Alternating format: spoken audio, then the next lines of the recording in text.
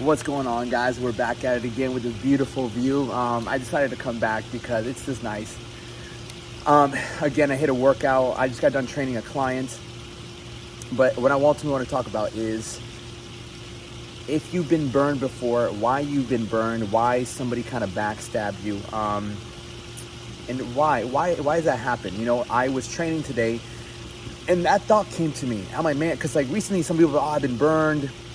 I've talked to some people on the phone. I've been burned. I've been scammed. And truthfully, look, I believe that when you're burned, it's because you gave with expectation, okay? And I can count in my hand how many times I've been burned in my life, okay? I would say one, maybe I'm missing another one. But to really think about it, I think I've been burned once. And it was in 2019 during my prep. It was during my prep where I was just really low on energy, and a buddy of mine came to me with an idea for like a drop shipping. This is where drop shipping really started.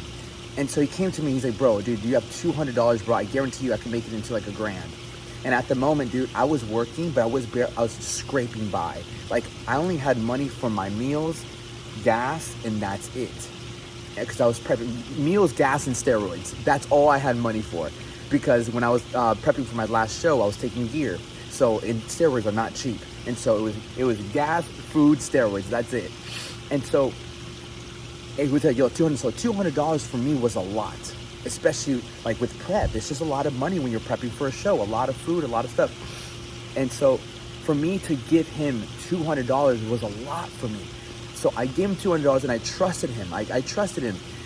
Ended up happening is he ended up making the money. So we had the same account, and I saw it like at one point we sold this little ball. We sold this little ball, a boxing ball, where you tie the band on your head and then you punch it.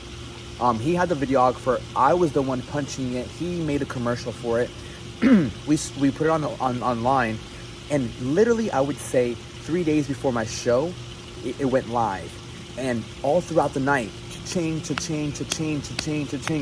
The amount of people that were buying this product, I was telling myself, I'm like, holy shit, like I'm making money as I'm prepping. Like people were buying it $34.99, $34.99, $34.99. And some people were buying gloves. So sometimes it'd be $72.99.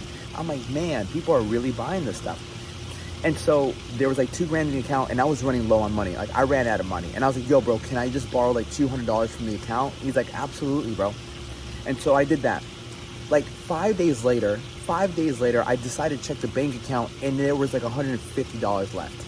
I'm like, bro, what happened? He's like, bro, I fucked up. Like I needed the money, I'm like, bro, like that was supposed to be half, because we said 50-50.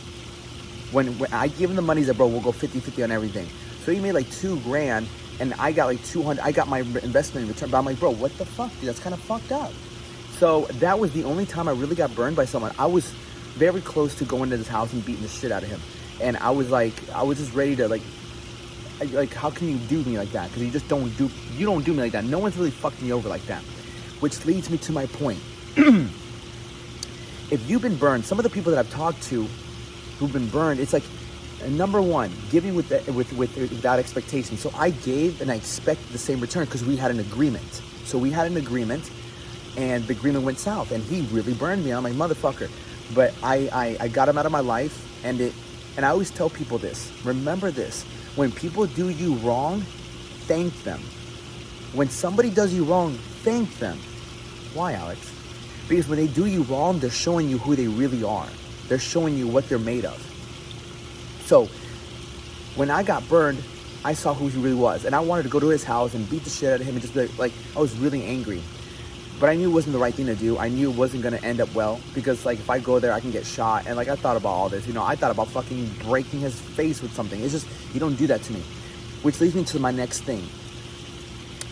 You wouldn't step into a cage with a lion and start fucking with it, right? If you saw a rattlesnake, right? You know not to fuck with that rattlesnake, especially knowing that when it rattles, knowing that if it bites you, it's gonna fucking kill you, right? You don't fuck with it. Some of the people that I've spoken to that have said, I've been burned, I've been fucked over, I'm like, bro, you're just not dangerous. Like, you're not a threat. And so you gotta be a threat. You have to be somewhat of a threat to somebody to make them think twice about fucking you over.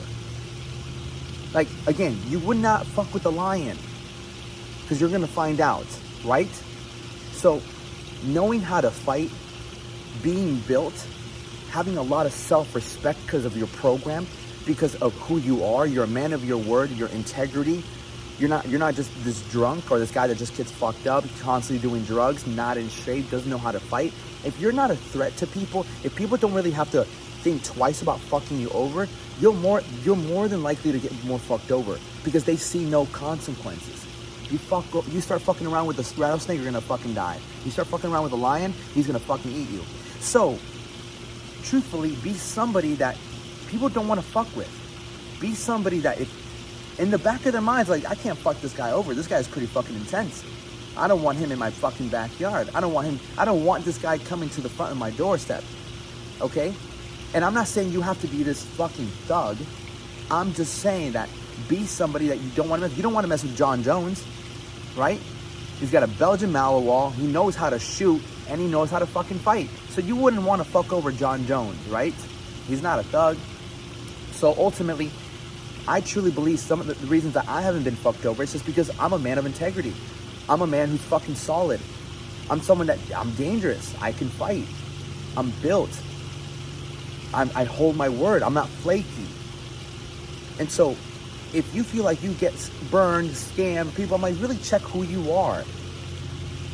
Like, you look at yourself, I'm like, would you fuck yourself over?